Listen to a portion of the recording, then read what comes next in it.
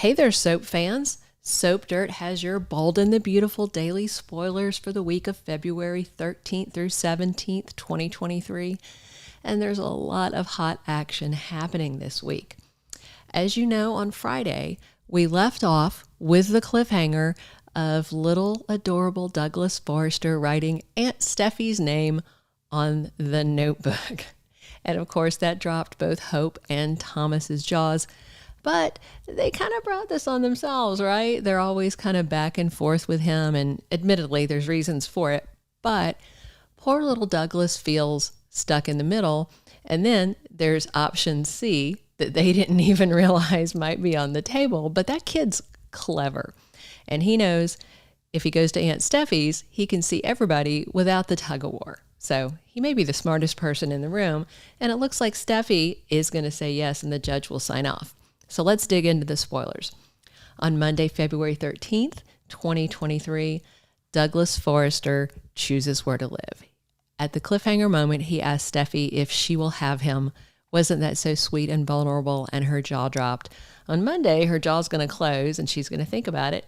And it looks like she's probably going to say yeah and let him move in, which isn't a bad thing because she's got a very kid-friendly household. Plus, Kelly Spencer, the young lady that he's being raised as a brother to, is in that household. So it kind of makes sense. So he'll get to spend time with her, and then he'll get to see baby Beth when he goes over there. So his decision stuns everybody in the room, and Thomas, Hope, and Liam aren't too happy about it. So there's more fallout going into the week from that. Also on Friday, we saw Deacon Sharp spending time with Psycho Sheila Carter. And what's funny about what's going on with Deacon and Sheila to me is that he was very casual when they were together. Like, he liked having sex with her, of course, but he was still smitten with Brooke. He even went over there and proposed to Brooke, remember, while Sheila was warming his bed as a nine-toed fugitive. So he didn't seem to be in love with her or to want to be in love with her at the time. But now that she's got this really sweet deal with Dollar Bill Spencer, all of a sudden Deacon's like, oh, hey, he took my toy. And he seems more interested. So while they're spending time together, Deacon will call her bluff. And then her reaction is strange and unexpected. Soap Dirt this week wrote about a leak on this matter. And the rumor we got from a reliable leaker is that Sheila is indeed drugging Bill. You notice how he looks sluggish and not himself, and he's very quiet, and he's got this 1,000-yard stare. So the leak we published is that we heard that she is poisoning that sword necklace. You know, she seems very fascinated with it, and they bring it up a lot. And he definitely doesn't seem himself. And we suspected for a while that she was doing something to keep him under control. I mean, she can't be that great in this act that he's just a willing puppet, right? So she's got time with Deacon on Monday, and we'll see what happens. Then on Tuesday, February 14th, it'll be a happy Valentine's Day, but not so happy for some of the people in LA at Forrester Creations and in those families. First of all, Liam Spencer snaps on Thomas Forrester. He's furious that Thomas put Douglas through choosing, but really, Liam probably wouldn't have said a thing if Douglas had chosen their home in the little cabin on the Logan estate, right? So he's mad that he lost out, and he goes off on Thomas about it. But if you also notice, Douglas and Liam, while they have a friendly relationship, Liam a couple of times has tried to basically manipulate Douglas to get what he wants. And Douglas hasn't fallen for it. He knows that his stepdad is playing games. I'm back to he's the smartest person in the room. So Liam versus Thomas on Tuesday because neither of them won in court, and, you know, Liam's going to be butthurt and he's just going to be Liam. Also that same day, word spreads of what happened at the court hearing, and the Forresters and the Logans are at odds again because Hope's going to be pretty mad that Steffi's got her son. And that kind of sets things off, and it could erupt in a whole war, especially if the matriarchs of the two families go off on each other. So later in the week, we're going to see what happens with that. On Wednesday, February 15th, somebody suggests a short-term fix for a problematic situation. The spoiler's kind of vague, and this could be a couple of things. First, we've got the debacle at Forrester Creations where Hope for the Future's new designs were basically crap because it was Eric and Zende and not Thomas. Zende seems to do okay with Thomas there, mentoring him with that special flair that Thomas has if you ignore all the other things about Thomas. So it's not clear if this spoiler is about a temporary fix for this custody thing or the fashion thing, but the bottom line is Douglas made his choice, and presuming the judge signs off on it, which is what Thomas and Hope agreed to, that whatever Douglas decided was binding, then that's what we have. But maybe somebody comes in with a situation of some kind of hybrid custody thing. Who knows? We'll see on Wednesday, February 15th, what happens. Later in the week, on Thursday, February 16th, Thomas Forrester goes to Granddad Eric Forrester to ask for another chance. Of course, that's another chance at work.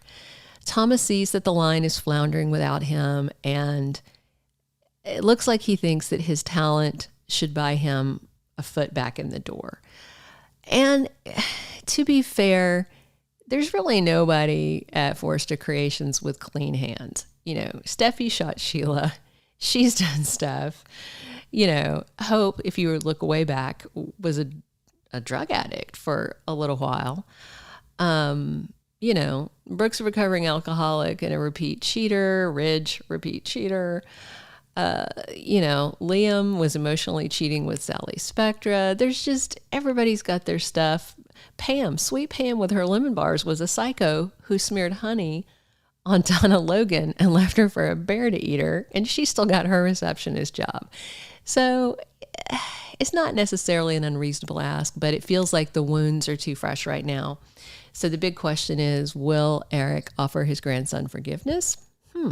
We won't find that out until the following day. But also on Thursday, Hope and Liam have a close family moment with Douglas. So I'm wondering if this is a little bonding moment while little Douglas packs his bags to head over to Malibu. We'll have to see, but that'll be a nice, sweet family moment. Then, as the week closes on Friday, February 17th, on Bold and the Beautiful, we're going to see Thomas put in his place. Not only does Eric say, hell no, you're not coming back to work here, but co-CEO Steffi says, nah, I don't think so, bro. Mind you, Ridge is out of town without explanation. Torsten K is obviously enjoying some time off after his intense, focused storylines for the past few months. But even if Ridge were there, he'd be in on the hell no chorus. And, maybe they even tell Thomas that, hey, we talked to Ridge. But the family's pretty united that Thomas is on the outs and will remain on the outs for now. The big question is, what's he going to do next? A lot of fans are talking about, wouldn't it be great if Thomas embraced his biological grandfather, Nick Marone, and opened a competing Marone fashion house?